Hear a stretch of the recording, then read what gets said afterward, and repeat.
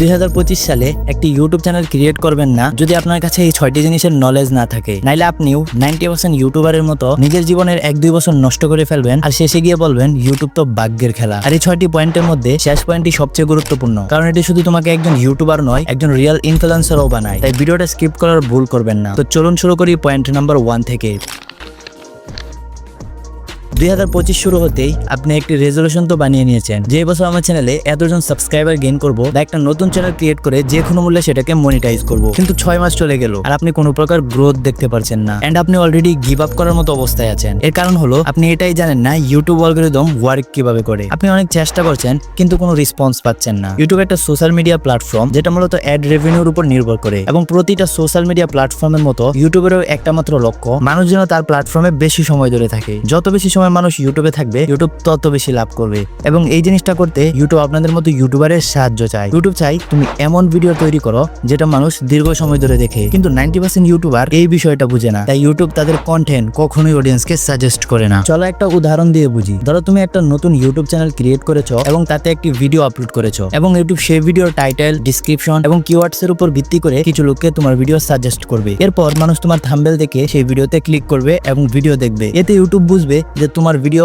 কোন ধরনের অডিয়েন্স বেশি পছন্দ করছে, এবং সেম আগ্রহী অডিয়েন্সকে ইউটিউব আরো ভিডিও সাজেস্ট করবে, এবং তারা কেমন রিয়াক্ট করছে ইউটিউব সেটাও দেখবে। ইউটিউব প্রধানত দুইটা বিষয়কে ট্র্যাক করে, ওয়াচ টাইম, এঙ্গেজমেন্ট। যদি ইউটিউব দেখে যে যাদেরকে ভিডিওটা সাজেস্ট করা হয়েছে তারা অনেকটা সময় ধরে বা পুরো ভিডিওটাই দেখছে, তাহলে ইউটিউব সেই ভিডিওটাকে আরো বেশি প্রমোট করবে এবং আরো বেশি মানুষকে দেখাবে। কারণ এই ভিডিওর জন্য মানুষ ইউটিউবে 5 থেকে 10 মিনিট সময় বেশি কাটাচ্ছে, এতে ইউটিউব অনেক টাকা আয় করতে পারছে। আর যদি দেখা যায় যে লোকজন ভিডিওটা বেশি সময় দেখছে না, অর্থাৎ অডিয়েন্স রিটেনশন কম, তাহলে ইউটিউব ভিডিওটা সাজেস্ট করা বন্ধ করে দিবে। কারণ ইউটিউব চায় না যে তার অডিয়েন্সের মুড খারাপ হোক এবং তারা অন্য কোনো সোশ্যাল মিডিয়া প্ল্যাটফর্মে চলে যাক। ঠিক এই কারণেই যদি তোমার অডিয়েন্স তোমার ভিডিওতে এঙ্গেজ করে, মানে তারা কমেন্ট করে বা ভিডিওকে শেয়ার করে, তাহলে ইউটিউব তোমার ভিডিওকে প্রমোট করবে। কারণ যদি ভিডিওটা শেয়ার হয় তাহলে অন্য প্ল্যাটফর্মে থাকা লোকেরাও ইউটিউবে এসে সেই ভিডিওটা দেখে, যা ইউটিউবের মূল উদ্দেশ্য পূরণ করে লোকজনকে ইউটিউবে ধরে রাখে। আর যদি ভিডিওতে অনেক কমেন্ট আসতে থাকে তাহলে অনেকেই সেই কমেন্টের রিপ্লাই দেয়, তর্ক বিতর্ক হয়, আলোচনা হয়, যার মানে হচ্ছে হাই এঙ্গেজমেন্ট। তোমার এটা বোঝা দরকার যে ইউটিউব তোমার কাছ থেকে শুধু একটা ভিডিও চায় না, ইউটিউব চায় তোমার ভিডিও থেকে ওয়াচ টাইম আর এঙ্গেজমেন্ট। আর কিভাবে ওয়াচ টাইম, এঙ্গেজমেন্ট বাড়াতে হয় সেটা নিয়ে তোমার বেশি ফোকাস করা উচিত। আরো একটা অনেক গুরুত্বপূর্ণ বিষয় হলো অ্যালগরিদম সময়ের সাথে সাথে চেঞ্জ হয়। 2014 সালের দিকে যখন ইউটিউবে বেশি ক্রিয়েটর ছিল না, তখন তুমি কেমন ভিডিও বানাচ্ছ সেটা বড় ব্যাপার ছিল না। যদি তুমি অনেক বেশি ভিডিও আপলোড করতে পারতে তাহলে তোমার ভিডিও ভাইরাল হওয়া প্রায় নিশ্চিত ছিল, কারণ তখন ইউটিউবের উদ্দেশ্য ছিল মানুষকে রেডিও বা টেলিভিশন থেকে সরিয়ে ইউটিউবে নিয়ে আসা। তাই তখন ভিডিও যত বেশি, ভ্যারাইটি তত বেশি, আর লোকজনও তত বেশি আকৃষ্ট হতো। কিন্তু 2018 সালে যখন ইউটিউবে অনেক বেশি ক্রিয়েটর হয়ে গেল, তখন ইউটিউব আর নতুন অডিয়েন্সকে টানার চেষ্টা করছিল না, বরং তখন ইউটিউব চেয়েছিল যারা আগে থেকেই আছে তাদেরকে ধরে রাখতে। তাই তখন ইউটিউব লং ভিডিওগুলোকে প্রমোট করতে শুরু করে। যদি তখন কেউ 30 মিনিট বা 1 ঘন্টার ভিডিও বানাতো তাহলে তার ভিডিও ভাইরাল হওয়ার সম্ভাবনা 90% ছিল। এরপর 2020 সালে আবার পরিবর্তন আসে যখন টিকটক ও রিলসের যুগ শুরু হয়। তখন মানুষ আর লং ভিডিও দেখতে চাইতো না, তারা শর্ট ফর্ম কন্টেন্টের প্রতি আকৃষ্ট হয়ে পড়ে। তাই ইউটিউব শর্টস চালু করে। এমনকি এখনো ইউটিউব শর্টস অনেক বেশি প্রমোট করছে, কারণ শর্ট দেখতে দেখতে কখন যে 1-2 ঘন্টা কেটে যায় মানুষ টেরই পায় না। আর এটাই তো ইউটিউব চায়, মানুষ যেন তার প্ল্যাটফর্মে বেশি সময় কাটায়। তাহলে কি অ্যালগরিদমই একমাত্র ফ্যাক্টর যেটা আপনার ব্যর্থতার কারণ? একদম না।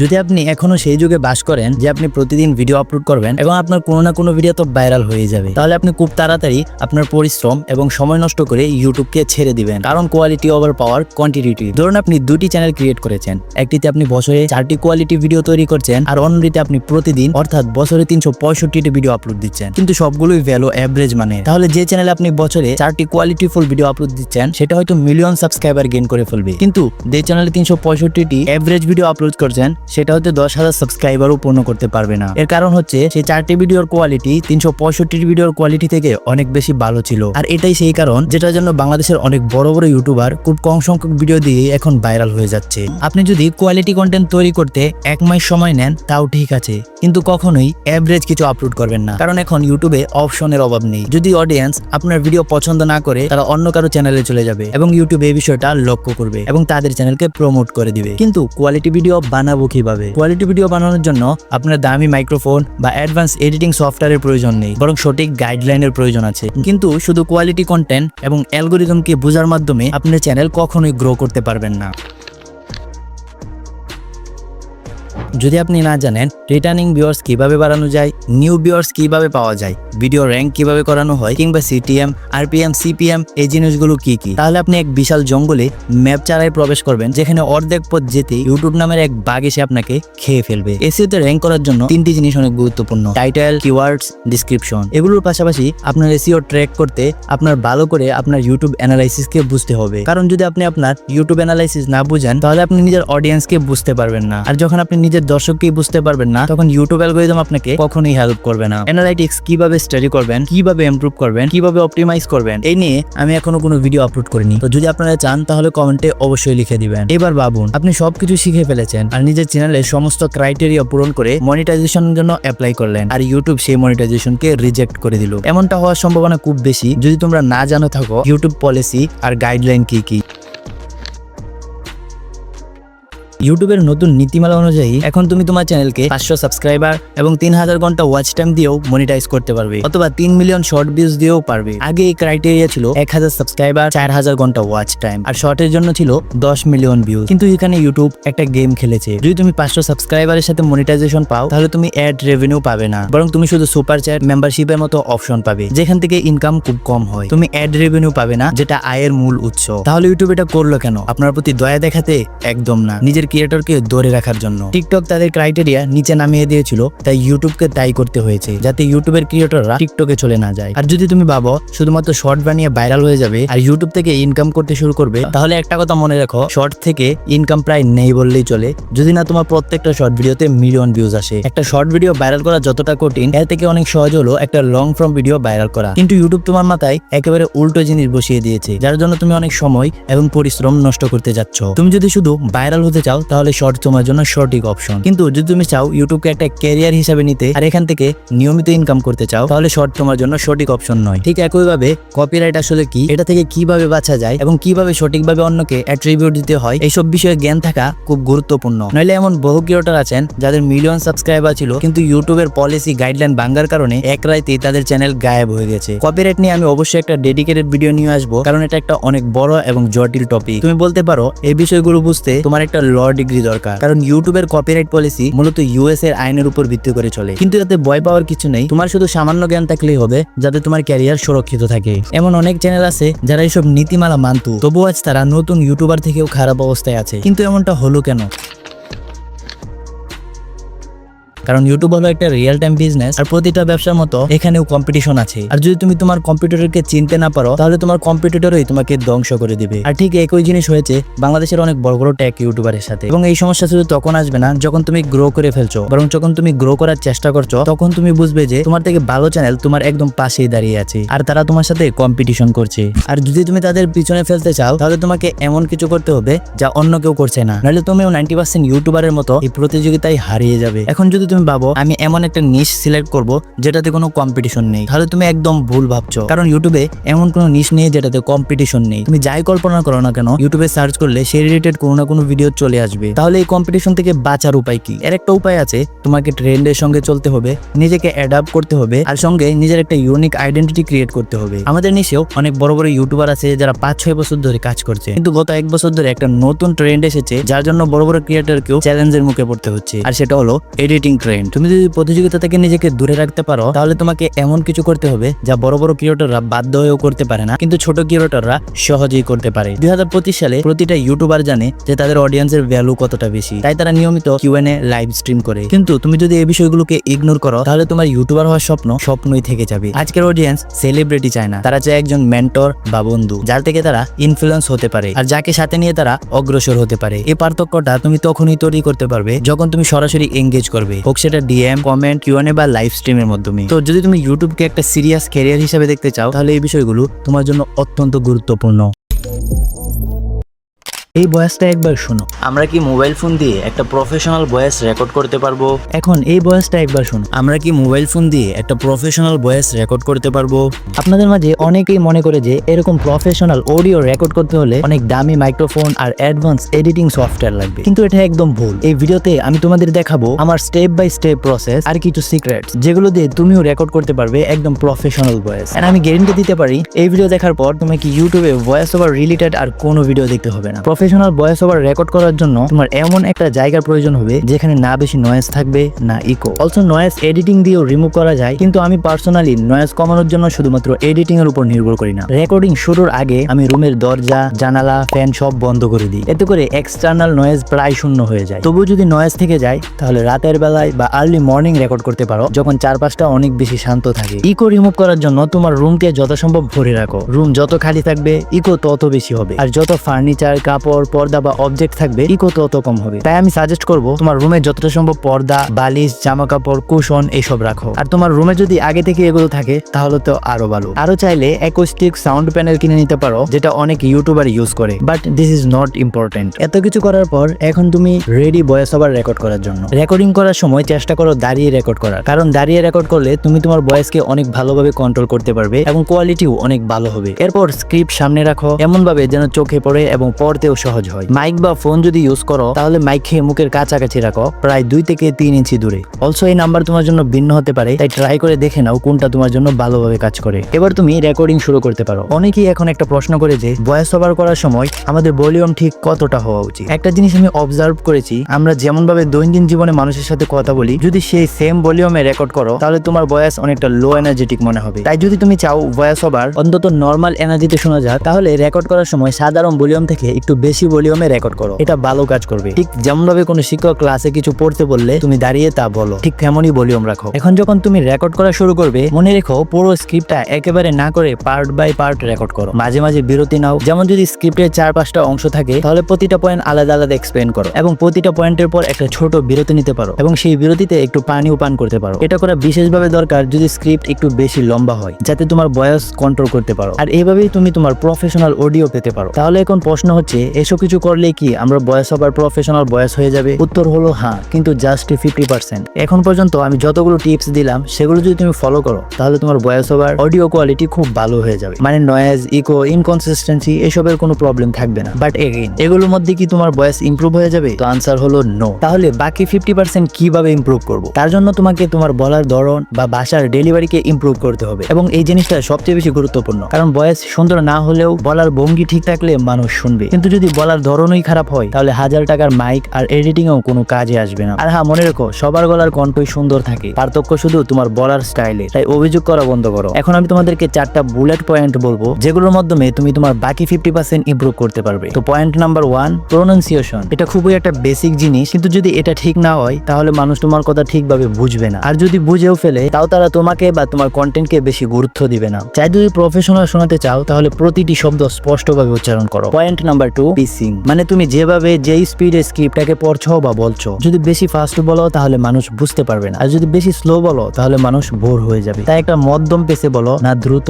না খুব ধীরে। স্টোরি টেলিংয়ের জন্য এটা অনেক বেশি important. Point number 3, stressing the right words. তুমি কিন্তু সব শব্দকে একরকম ভাবে বলতে পারো না। কিছু শব্দ থাকবে যেগুলোর উপর তোমাকে আলাদাভাবে জোর দিতে হবে যাতে সেই শব্দটা আরো ভালো শোনা যায়, আর এর ফলে পুরো বাক্যের মেসেজটা দর্শকের সাথে আরো ভালোভাবে কানেক্ট করবে। Point number 4, don't be monotone. যদি তোমার ভয়েস অনেক বোরিং শোনায় তাহলে সম্ভবত তুমি একই টোনে কথা বলো। আসলে আমি যখন নতুন ক্রিয়েটরদের ভয়েস ওভার শুনি তখন থেকে বেশিরভাগ মানুষই এই ভুলটা করে। According to Google, monotone voice হলো এমন এক ধরনের ভয়েস যেখানে পুরো স্পেস জুড়ে পিচ, টোন, ভলিউম, স্পেস সবকিছু একই রকম থাকে, কোনো ভেরিয়েশন থাকে না। এই ছিল মূল কিছু জিনিস। এই 4টি পয়েন্ট একদম বেসিক, কিন্তু এখানেই বহু ক্রিয়েটর ভুল করে বসে, তাই আমি এটা নিয়ে আলোচনা করলাম। আর হ্যাঁ, এই 4টি জিনিসকে একসাথে ঠিক করা অনেকের কাছে কঠিন হয়ে যেতে পারে, তাই আমি সাজেস্ট করবো তুমি তোমার ফেভারিট কোনো ক্রিয়েটরের ভিডিও দেখো এবং অবজার্ভ করো তারা কিভাবে বলে, তুমি অনেক কিছু শিখতে পারবে। এসব কিছু দেখার পর চলো এখন এডিটিং নিয়ে কিছু বলি। সবচেয়ে আগে, যদি তোমার রেকর্ড করা অডিওতে এখনো নয়েজ থাকে, মানে দরজা জানালা বন্ধ করেও যদি তুমি উপকার না পাও, তাহলে অ্যাডোবের একটা টুলস আছে যেটার নাম হলো অ্যাডোবে পডকাস্ট। এই টুলে তুমি তোমার অডিও ফাইলকে সিম্পলি ইম্পোর্ট করো আর এটা তোমাকে দিবে noise free high quality audio. এছাড়াও একটা অ্যাপস আছে লেক্সাস অডিও এডিটর, যেটা ক্রিয়েটরদের মধ্যে অনেক বেশি জনপ্রিয়। তাতে তুমি তোমার ভয়েস ফাইলটাকে ইম্পোর্ট করো, উপরে 3 ডট আইকনে ক্লিক করো এবং নয়েজ রিডাকশনে যাও। এখানে প্রথমেই থাকবে ট্রেস হোল্ডের অপশন। তুমি যত বাড়াবে নয়েজ তত বেশি রিমুভ হবে, কিন্তু বেশি বাড়িও না, কারণ তখন নয়েজের সাথে তোমার ভয়েসও কেটে যেতে পারে। নয়েজ রিডাকশন করার পর চলে যাও ইকুয়ালাইজার অ্যাম্পলিফায়ার অপশনে। এখানে বাম পাশে কয়েকটা ব্রাশ দেখতে পারবে এবং ডান পাশে কয়েকটা ব্রাশ দেখতে পারবে। ডান পাশের ব্রাশগুলো দিয়ে ব্যাসকে কন্ট্রোল করা হয় আর ডান পাশের গুলো দিয়ে ট্রাবেলকে কন্ট্রোল করা হয়। ডান পাশের ব্রাশগুলো যদি উপরে তুলো তাহলে ভয়েস আরো ক্লিয়ার ও ক্রিস্প হবে, আর বাম দিকে কমালে সেটা আরো কমে যাবে। তাই তোমাকে এই দুই দিকেরই ব্যালেন্স রাখতে হবে। আমি এই সেটিংটা রাখি, তুমি এটা অ্যাপ্লাই করতে পারো, কিন্তু মনে রেখো সবার ভয়েস ওভার আলাদা হয়, তাই তোমাকে নিজের জন্য একটা এক্সপেরিমেন্ট করে দেখতে হবে তোমার জন্য কোনটা বেস্ট হয়। এন্ড সর্বশেষ নরমালাইজে ক্লিক করে অডিওটা নরমালাইজ করে নিবে। এন্ড ফাইনালি তোমার অডিও কিন্তু রেডি হয়ে গেছে, যেটা তুমি চাইলে তোমার ভিডিওতে ইউজ করতে পারো। আর হ্যাঁ, এই পর্যন্ত যদি তুমি ভিডিওটা দেখে থাকো তাহলে অভিনন্দন, তুমি অনেক কিছুই শিখে গেছো। এন্ড আজকের ভিডিও এই পর্যন্ত, পরবর্তী কোনো ভিডিওতে দেখা হবে। আল্লাহ হাফেজ। তুমি যদি একজন নতুন ইউটিউবার হও এবং তোমার ভিডিওতে এখনো মাত্র 50, 100 বা 200 ভিউজ আসছে, তাহলে এই ভিডিওটা তোমার জন্য খুবই গুরুত্বপূর্ণ হতে চলেছে। কারণ খুব সম্ভবত তুমি নিচের 5টা ভুলের মধ্যে 1-2টা বা হয়তো সবগুলোই নিজের চ্যানেলে করে ফেলেছো, যার ফলেই তোমার চ্যানেল গ্রো করছে না। এগুলো কিন্তু এমন সাধারণ ভুল নয় যেটা সবাই বলে, যেমন চ্যানেলের কোনো সেটিংস বদলে ফেলো, ট্যাগ যোগ করো ইত্যাদি। না, এই ভিডিওতে আলোচনা করা হবে 5টি রিয়েল এবং সিরিয়াস ভুল নিয়ে, যেগুলো প্রায় সব নতুন ইউটিউবার করে থাকে। আর ভালো বিষয় হলো, তুমি যত বেশি ভুল এড়িয়ে চলতে পারবে বা ঠিক করে নিতে পারবে, তোমার চ্যানেল তত দ্রুত এবং ভালোভাবে গ্রো করবে। এই 5টা ভুলের মধ্যে ভুল নাম্বার 4 এড়িয়ে চলা সবচেয়ে বেশি গুরুত্বপূর্ণ। আর ভুল নাম্বার 5 এতটাই কমন যে আমি নিশ্চিত তুমি হয়তো এই ভুলটাই করছো। মিস্টেক নাম্বার 1, রং নিশ। নতুন ইউটিউবাররা সাধারণত ইউটিউব চ্যানেল শুরু করে হয় টাকা উপার্জনের জন্য, নয়তো ফেম পাওয়ার জন্য। খুব কম মানুষ আছে যারা সত্যিকারের প্যাশন থেকে ইউটিউব শুরু করে। এই কারণেই অনেকে ভুল টপিক বা ভুল নিশ বেছে নেয়। উদাহরণ হিসাবে, যদি কেউ টাকা উপার্জন করতে চায়, সে বড় বড় টেক চ্যানেল যেমন স্যাম জোন বা AFR টেকনোলজিকে দেখে নিজেও একটা টেক চ্যানেল খুলে ফেলে, যদিও তার টেকনোলজি সম্পর্কে সঠিক জ্ঞান নেই। আবার যদি কেউ ফেমাস হতে চায়, সে হয়তো ক্যারিমিনাটি বা ফেরাবির মতো রোস্টিং চ্যানেল বানিয়ে বসে, যদিও তার রোস্টিং সম্পর্কে কোনো অভিজ্ঞতাই নেই। তাহলে সমস্যাটা কোথায়? তুমি যদি কোনো এমন নিশ বেছে নাও যেটাতে তোমার অন্তত বেসিক থেকে ইন্টারমিডিয়েট পর্যায়ের নলেজ নেই, তাহলে সেই চ্যানেল তুমি কন্টিনিউ করতে পারবে না। প্রথমত, ওই নিশে আগে থেকেই যে বড় বড় ইউটিউবার রয়েছে তাদের সঙ্গে তুমি কম্পিউট করতে পারবে না। দ্বিতীয়ত, ধরো কোনো ভিডিও তোমার ভাইরাল হয়ে গেল, তারপর নতুন ভিডিও আইডিয়া খুঁজে বের করতে তোমার অনেক কষ্ট হবে। আর যদি আইডিয়া পাও, তাও সেই টপিকে কাজ করতে তোমার ভালো লাগবে না। তাহলে এখন প্রশ্ন হলো, সঠিক নিশ কিভাবে সিলেক্ট করব? সিম্পল, একটা খাতা আর কলম হাতে নাও এবং সেখানে সবকিছু লিখে ফেলো যেগুলোতে তুমি ভালো বা যেগুলোর প্রতি তোমার ইন্টারেস্ট আছে। এতেই তুমি 4 থেকে 5টা প্রো চ্যানেল আইডিয়া পেয়ে যাবে। যেমন ধরো, তুমি যদি ভালো গান গাও তাহলে একটা কভার সং চ্যানেল খুলতে পারো। যদি সিনেমা দেখতে পছন্দ করো তাহলে একটা মুভি রিভিউজ বানাতে পারো। যদি তোমার সায়েন্স বা ফ্যাক্টের প্রতি আগ্রহ থাকে তাহলে ফ্যাক্টস চ্যানেল বানাতে পারো। Mistake number 2, bad audio. নতুন ইউটিউবারদের শুরুর দিকে অনেক কিছুতেই একসাথে কাজ করতে হয়, যেমন lighting, audio, camera quality, editing ইত্যাদি। কিন্তু যদি তুমি আমাকে জিজ্ঞাসা করো এই সবগুলোর মধ্যে কোনটা সবচেয়ে বেশি গুরুত্বপূর্ণ, আমি বলবো অডিও। আমি বলে বোঝাতে পারবো না ভালো অডিও কতটা গুরুত্বপূর্ণ, কারণ একজন ভিউয়ার একটা ভিডিওর কোয়ালিটি খারাপ হলেও পুরোটা দেখে ফেলতে পারে যদি অডিও ভালো হয়, কিন্তু উল্টোটা কখনোই হয় না। তুমি যত ভালো ভিডিও বানাও না কেন, অডিও খারাপ হলে মানুষ সেটা স্কিপ করে চলে যাবে। তাই কন্টেন্ট যত ভালো হোক না কেন, যদি অডিও খারাপ হয় তাহলে সেটা তৎক্ষণাৎ ঠিক করো, নাইলে তুমি একটা বড় ভুল করছো। কিন্তু ভাই, আমার তো মাইক নেই, আমি ভালো অডিও কিভাবে রেকর্ড করব? এটাই হলো অনেকের একটা বড় মিস্টেক। লোকজন ভাবে যে ভালো অডিও রেকর্ড করতে গেলে একটা প্রফেশনাল মাইক লাগে, কিন্তু বাস্তবে মোবাইলেও অনেক ভালো অডিও রেকর্ড করা যায়। শুধু দরকার সঠিক পরিবেশ, একটু নর্মাল নয়েজ কন্ট্রোল আর কথা বলার প্র্যাকটিস। তাই মাইক না থাকলেও রেকর্ডিং এর সময় আশেপাশে নয়েজ ফ্রি জায়গা বেছে নাও, ফোনটা মুখের কাছাকাছি রাখো আর স্পষ্টভাবে কথা বলো, তাহলেই অডিও অনেক বেশি ইমপ্রুভমেন্ট আসবে। আমি নিজের ভয়েস রেকর্ড করি মোবাইল ফোনে, আর যখন আমি অন্যদের এটা বলি তখন তারা বিশ্বাসই করতে চায় না। তাই যদি তুমিও এমন একটা ভালো অডিও পেতে চাও, তাহলে আমার সাজেশন হবে এমন কোনো জায়গায় রেকর্ড করো যেখানে তোমার ভয়েস একদম ফ্রি বা ইকো না হয়। যেমন একটা ক্লোজড হতে পারে, আর সেখানে যত বেশি পসিবল জিনিস রাখো, যেমন কাপড়, কুশন ইত্যাদি, তত বেশি ইকো কমে যাবে। আর ইকো যত কমবে তোমার অডিও তত বেশি বেটার হবে। এই তো হলো অডিওর কথা। কিন্তু পরের যে মিস্টেকটা তুমি করছো, সেটা করলে মানুষ তোমার ভিডিও দেখার আগেই তোমাকে হেড করতে শুরু করবে। পোর ব্র্যান্ডিং। ব্র্যান্ডিং খারাপ মানে যে তোমার লোগো খারাপ, চ্যানেল আর্ট খারাপ বা চ্যানেল নেম খারাপ, এগুলো না। এগুলো খারাপ হওয়া একটা আলাদা ব্যাপার। তাহলে সমস্যা কোথায়? আসল সমস্যা তখন হয় যখন তুমি এই সব কিছু কোনো একজন বড় ইউটিউবার থেকে কপি করো। নতুন ইউটিউবাররা ভাবে আমি যদি বড় ইউটিউবারের মতো দেখাতে থাকি তাহলে হয়তো আমার ভিডিওতেও ভিউ আসবে, কিন্তু রিয়েলিটি হয় একদম উল্টো। উদাহরণ দিই, আমার নিচে একজন ক্রিয়েটর রয়েছে AFR টেকনোলজি, যার 4 মিলিয়নের মতো সাবস্ক্রাইবার রয়েছে। আমার নিচে সে একজন টপ লেভেলের ক্রিয়েটর। এখন অনেক ইউটিউবাররা AFR টেকনোলজির logo, channel art, channel name, এমনকি থাম্বনেল স্টাইল কপি করে নিজের চ্যানেলে ব্যবহার করে। এমন অবস্থায় যাদের কন্টেন্ট খারাপ তাদের তো এমনিতেই কেউ দেখবে না, কিন্তু যাদের কন্টেন্ট ভালো তারাও ঠিক মতো গ্রো করতে পারবে না। কারণ এরকম চ্যানেল দেখলেই মানুষের মনে প্রথমত একটা নেগেটিভ ইমপ্রেশন তৈরি হয়, আরে এ তো কপি করছে। তারপর কন্টেন্ট যতই ভালো হোক, মানুষ সেই ভিডিওতে আর সিরিয়াসলি নেয় না এবং শেষমেশ ইউটিউবারকে হেড করতে শুরু করে। তাই তুমি যদি এখনো কোনো বড় ইউটিউবারকে কপি করছো তাহলে এখনই গিয়ে নিজের ব্র্যান্ডিং বদলে ফেলো। মিস্টেক নাম্বার 4, রং টপিক। আমি যত নতুন ইউটিউবারদের চ্যানেল দেখি তাদের প্রায় 90% এই ভুলটা করে। তারা ভিডিওর জন্য একটা ভুলভাল টপিক বেছে নেয়, ফলে কি হয় তাদের ভিডিওতে ভিউজ আসে না, আর আসলেও হয়তো 50টা ভিউর পর আটকে পড়ে। ভুল টপিক আবার দুই ধরনের হতে পারে। প্রথমত, নিজের সম্পর্কে ভিডিও বানানো। যখন তুমি ইউটিউবে নতুন তখন তোমার কোনো ফেস ভ্যালু থাকে না, অর্থাৎ মানুষ তোমাকে চিনে না, জানে না। এই অবস্থায় তুমি যদি নিজের সম্পর্কে ভিডিও বানাও তাহলে সেই ভিডিওতে কে দেখবে? হয়তো তোমার বন্ধু বা পরিবারের কয়েকজন, কিন্তু তার বাইরে আর কেউ দেখবে না। তাই প্রথমত নতুন অবস্থায় নিজের সম্পর্কে ভিডিও বানানো বন্ধ করো। ভুল টপিকের আরেকটা ধরন এমন ভিডিও বানানো যেটা মানুষ দেখতে চায় না। ধরো তুমি নিজের সম্পর্কে ভিডিও বানাও না, তবু তার মানে এই নয় যে তোমার ভিডিও ভাইরাল হবে না, কারণ ইউটিউবে তুমি এমন কন্টেন্ট বানাতে হবে যা মানুষ সার্চ করে, যেটা তারা দেখতে চায়। যেমন এমন টপিক বেছে নাও যেগুলো তোমার নিশের সঙ্গে একদম পারফেক্ট, বা তোমার নিশে বর্তমানে অনেক বেশি পপুলার। এমন ভিডিও বানাও যা তোমার টার্গেট অডিয়েন্সের সমস্যা সমাধান করে। যা খুশি মনে আসে তাই ভিডিও বানিয়ে ফেলো, তারপর আবার আফসোস করো, ভাই আমি তো ভালো টাইটেল, থাম্বনেল এবং এডিটিং করেছি, তাও ভিউজ আসছে না কেন? পরবর্তী যে ভুলটা, সেটা আমি নিজের ইউটিউব জার্নিতে 3 থেকে 4 বছর ধরে করে গেছি, যার কারণেই আমি গ্রো করতে পারি। নতুন ইউটিউবারদের যখন ভিউজ আসে না তখন তারা কি করে? অবশ্যই ইউটিউবে সার্চ করে how to grow on YouTube, how to get more views, how to get more subscriber ইত্যাদি। এই ভিডিও আমরা সবাই কখনো না কখনো দেখেছি, দেখা খারাপ না, কিন্তু ব্যাপারটা একটু ভালোভাবে বুঝো। তোমার চ্যানেল গ্রো করছে না, তখন তোমাকে এই হাউ টু গ্রো ভিডিওতে ক্লিক করানো একদম সহজ। হোম পেজে এমন একটা ভিডিও আসলেই তোমার ব্রেন ভাবে এই ভিডিও দেখেই হয়তো এমন কিছু শিখতে পারবো যেটা আমার চ্যানেল গ্রো করতে সাহায্য করবে, আর তুমি সেই ভিডিওতে ক্লিক করে ফেলো। কিন্তু সমস্যা কোথায়? যদি তুমি সেই ভিডিও থেকে শেখা টিপস গুলো অ্যাপ্লাই করো তাহলে ঠিক আছে, কিন্তু বেশিরভাগ ক্রিয়েটর সেই ভিডিও দেখে শুধু স্ক্রল করতে থাকে, আর এই সাইকেল চলতেই থাকে। এটা এত বড় ভুল যে তোমার ইউটিউব জার্নির বহু বছর নষ্ট হয়ে যেতে পারে। তাই পরের বার যখন কোনো হাউ টু গ্রো ভিডিও দেখবে তখন নিজেকে একটা প্রশ্ন করবে, আমি কি আগের ভিডিও থেকে শেখা টিপস গুলো নিজের চ্যানেলে অ্যাপ্লাই করেছি? যদি উত্তর হয় না, তাহলে সেই নতুন ভিডিও দেখবে না, আগে গিয়ে শেখা টিপস গুলো অ্যাপ্লাই করবে। এরকম একটা হ্যাবিট বানিয়ে ফেলো, দেখবে তোমার জন্য অনেক বেশি হেল্পফুল হবে। কি হবে যদি আপনার চ্যানেলের প্রথম শর্ট ভিডিওটাই ভাইরাল হয়ে যায়, এবং শুধু সেই একটা শর্ট ভিডিও থেকেই যদি আপনার চ্যানেলে অনেক ভালো পরিমাণে সাবস্ক্রাইবারও চলে আসে? হ্যাঁ, এমনটাই হয়েছিল আমার এই চ্যানেলের সাথে। এই চ্যানেলে আমার প্রথম শর্ট ভিডিওতে 2 মিলিয়নেরও বেশি ভিউ এসেছিল, এবং দ্বিতীয় শর্ট ভিডিওতে 1 মিলিয়নেরও বেশি ভিউ, এবং অনেকগুলো ভিডিও ভাইরাল হয়েছিল। কিন্তু কিভাবে? অন্যদিকে যখন আপনারা প্রথম শর্ট ভিডিও আপলোড করেন তখন সেই ভিডিওতে হয়তো 1 থেকে 200 ভিউ আসে, বা ভাগ্য ভালো থাকলে কয়েক হাজার, তারপর ভিউ আসা বন্ধ হয়ে যায়। আর কিছু মানুষের ক্ষেত্রে তো প্রথম শর্ট ভিডিওতে 0 ভিউ এবং 0 ইমপ্রেশন থাকে। তো আপনি যদি চান আপনার প্রথম শর্ট ভিডিওটাই ভাইরাল হোক, তাহলে এই ভিডিওটা শেষ পর্যন্ত দেখে নিন, কারণ আজকের ভিডিওতে আমি যেসব স্ট্র্যাটেজি বলবো সেগুলো অ্যাপ্লাই করলে আপনি আপনার প্রথম শর্ট ভিডিওটাই ভাইরাল করতে পারবেন। এবং হ্যাঁ, শুধু প্রথম না, আপনি যে কোনো শর্ট ভিডিও ভাইরাল করতে পারবেন এই স্ট্র্যাটেজিগুলো অ্যাপ্লাই করে।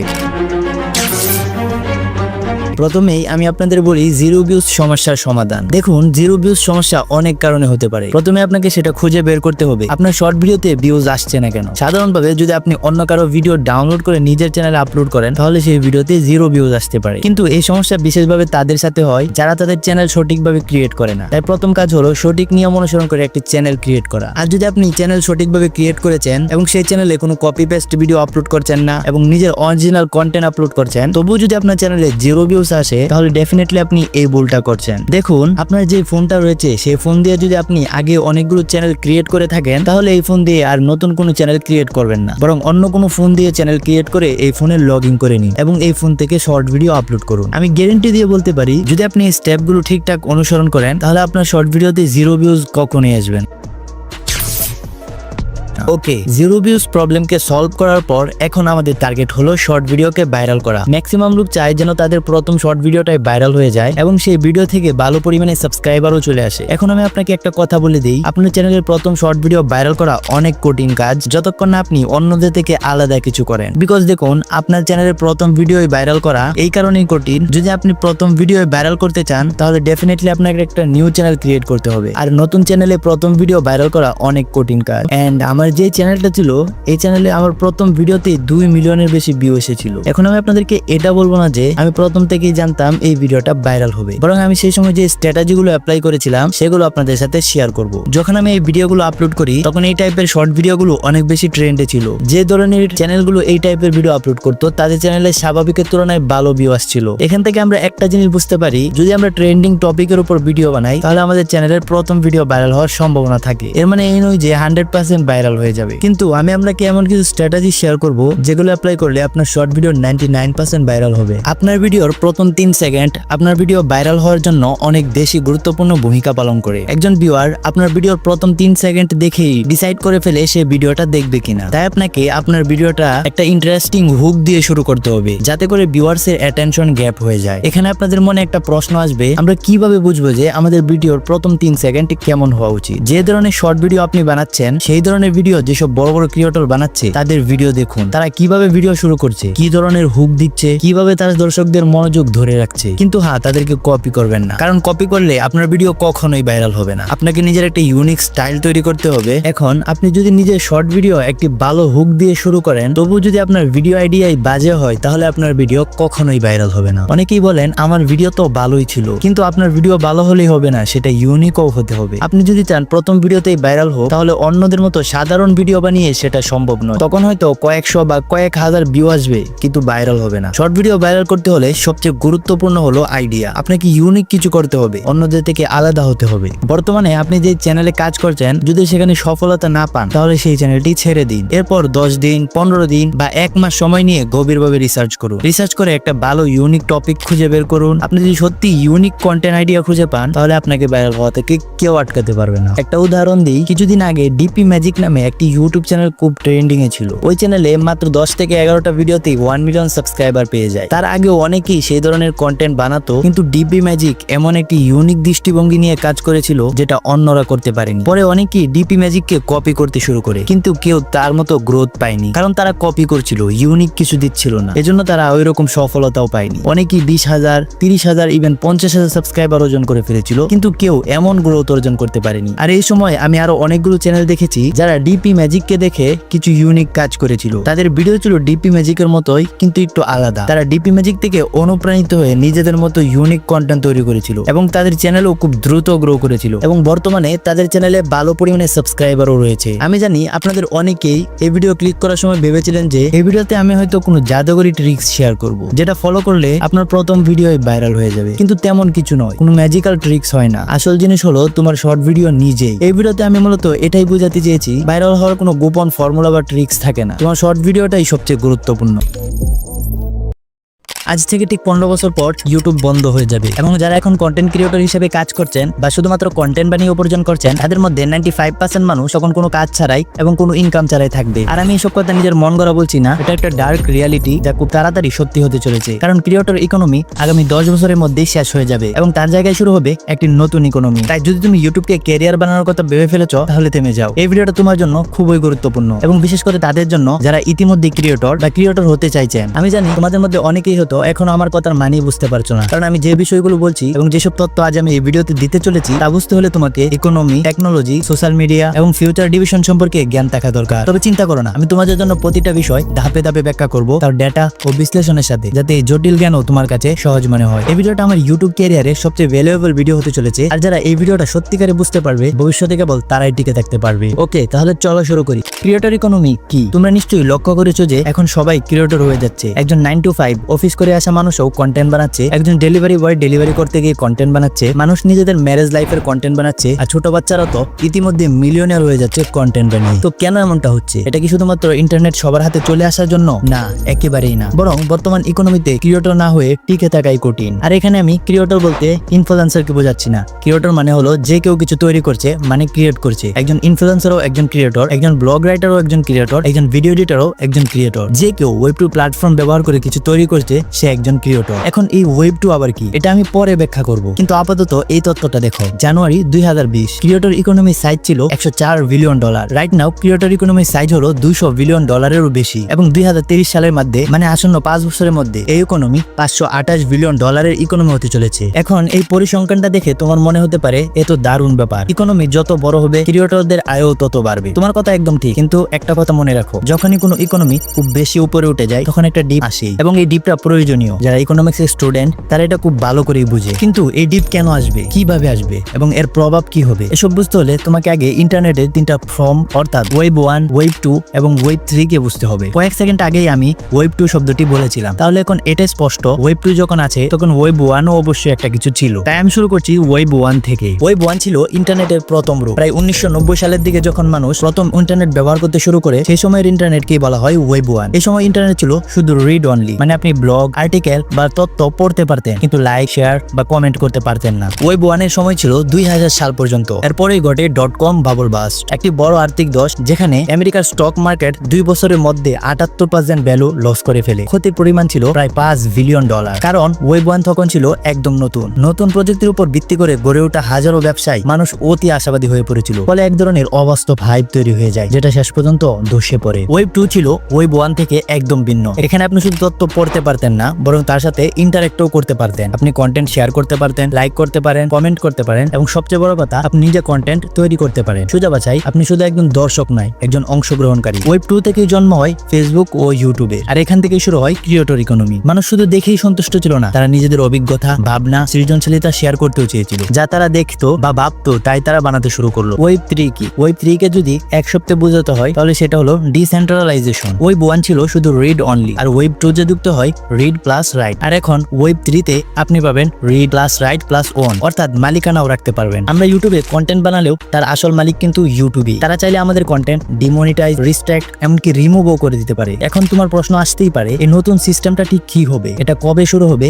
আর আমরা কিভাবে এটার সাথে অ্যাডাপ্ট করতে পারবো? আমি এক এক করে এই সব প্রশ্নের উত্তর দিতে চলেছি। আর তোমাদের কাছে অনুরোধ, এই অংশটা ভুলেও স্কিপ করো না, কারণ ভিডিওটা বানানোর মূল কারণই ছিল এই অংশটা। ওয়েব 3 মানে হলো ডিসেন্ট্রালাইজেশন, অর্থাৎ এখানে কোনো সেন্ট্রাল অথরিটি বা কেন্দ্রীয় নিয়ন্ত্রক থাকবে না। যে কন্টেন্ট আপনি বানাবেন তার সম্পূর্ণ মালিক আপনি নিজেই হবেন, কোনো কোম্পানি নয়। এখন আপনাদের মনে প্রশ্ন আসবে, যদি সেন্ট্রাল অথরিটি না থাকে তাহলে ক্রিয়েটররা আয় করবে কোথা থেকে? এর আনসার হলো অডিয়েন্সদের থেকে। এই পরিবর্তন কিন্তু ইতিমধ্যেই শুরু হয়ে গেছে। আগে আপনি ইউটিউবের মতো বড় বড় প্ল্যাটফর্মে কন্টেন্ট দিতাম আর তারা চাইলে সেটাকে ডিলিট করতো বা মনিটাইজ করে দিত। কিন্তু ওয়েব 3 দুনিয়ায় কন্টেন্টের উপর কোনো কোম্পানির হাত থাকবে না, থাকবে স্বাধীনতা। আজকাল আপনি দেখবেন ফেসবুকে গ্রুপ, হোয়াটসঅ্যাপে চ্যানেল, ইনস্টাগ্রামে ব্রডকাস্টিং চ্যানেল এবং ইউটিউবে মেম্বারশিপের মতো কিছু ফিচার চলে এসেছে। এসব কিছুই তৈরি হচ্ছে একটা মাত্র মূল উদ্দেশ্য নিয়ে, ক্রিয়েটর যেন নিজেদের দর্শক নিয়ে একটা নিজস্ব কমিউনিটি গড়ে তুলতে পারে। কারণ ভবিষ্যতে কন্টেন্ট ক্রিয়েটরদের আয়ের বড় উৎস হবে এই কমিউনিটি। ওয়েব 3 তে আপনি কন্টেন্ট তৈরি করলে পাবেন টোকেন, যেগুলো থাকবে আপনার নিজস্ব ক্রিপ্টো ওয়ালেটে। এই টোকেন আপনি ট্রেড করতে পারবেন বা চাইলে ক্যাশ আউটও করতে পারবেন। যেমন র্যাবিটে কমিউনিটি পয়েন্ট দেওয়া হয় ইথেরিয়াম ব্লকচেইনের উপর ভিত্তি করে, তেমনি এমন অনেক ওয়েব 3 প্ল্যাটফর্ম আছে যারা সোশ্যাল টোকেনের উপর ভিত্তি করে রিওয়ার্ড দিচ্ছে। এই নতুন দুনিয়াকে বলা হচ্ছে সোশ্যাল ফাইন্যান্স, মানে সোশ্যাল মিডিয়া ব্যবহার করেও আপনি আয় করতে পারবেন। এখনই সোশ্যাল সেক্টরের মার্কেট ভ্যালু প্রায় $2.5 বিলিয়ন ছাড়িয়ে গেছে এবং বর্তমানে 400টিরও বেশি সোশ্যাল প্রজেক্ট চলছে। শুধুমাত্র 2024 সালে সোশ্যাল ফাইন্যান্স সেক্টরে $470 বিলিয়ন ইনভেস্ট করা হয়েছে। আজকের দিনে প্রায় 45% ইউজার চিন্তিত তাদের প্রাইভেসি এবং ডেটা ব্রিচের জন্য। তাই এখন সবাই চাইছে এমন একটা সোশ্যাল মিডিয়া যেটা ব্লকচেইনের উপর চলবে, যেখানে প্রাইভেসি থাকবে আপনার হাতে, আপনার ডেটার মালিক হবেন আপনি এবং আপনার তথ্য অন্য কেউ ছুতেও পারবে না। তাহলে বুঝতেই পারছো খেলা অনেক আগেই শুরু হয়ে গেছে। কোম্পানি থেকে শুরু করে দর্শক পর্যন্ত সবাই প্রস্তুতি নিচ্ছে ভবিষ্যতের জন্য। আমি আগেই বলেছিলাম ইউটিউব একদিন বন্ধ হয়ে যাবে। প্রশ্ন হলো কবে আর কিভাবে? নতুন প্রযুক্তি সাধারণত প্রথমে বিদেশে জনপ্রিয় হয়, সেখান থেকে 3 থেকে 5 বছরের মধ্যে সেটা ছড়িয়ে পড়ে ভারতের মতো দেশে, আর ভারত থেকে বাংলাদেশে পৌঁছতে আরো 3 বছর, মানে আনুমানিক 8 থেকে 10 বছরের মধ্যে ওয়েব 3 বেসড সোশ্যাল মিডিয়া হয়ে যাবে নতুন এবং নরমাল। তবে এটা তাত্ত্বিক হিসাব। যদি বৈশ্বিক পরিস্থিতি একটু অস্থির হয় তাহলে সময়টা 15 বছর পর্যন্ত যেতে পারে, কিন্তু এরপর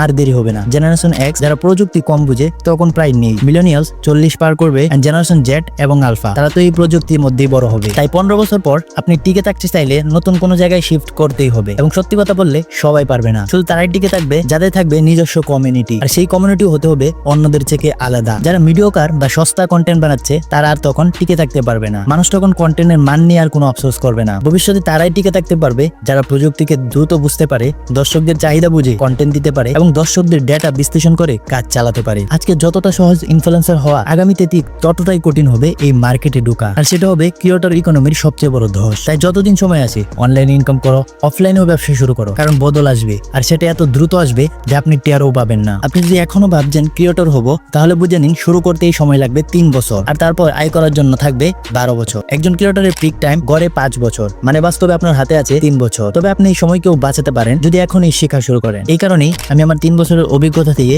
এই চ্যানেলটি রান করছি, যেখানে আপনারা প্রিমিয়াম লেভেলের ইনফরমেশন পাবেন একদম ফ্রিতে। তো যদি আপনি আপনার ক্যারিয়ার নিয়ে সিরিয়াস হন তাহলে চ্যানেলটি সাবস্ক্রাইব করে দিন, কারণ আপনি যে ভুলগুলো পরবর্তী 3 বছর করতেন সেগুলো 1 বছরের মধ্যেই এড়িয়ে যেতে পারবেন। আমি জানি এখন এই কথাগুলো অনেকেই বুঝবেন না, কিন্তু এটিই ভবিষ্যৎ।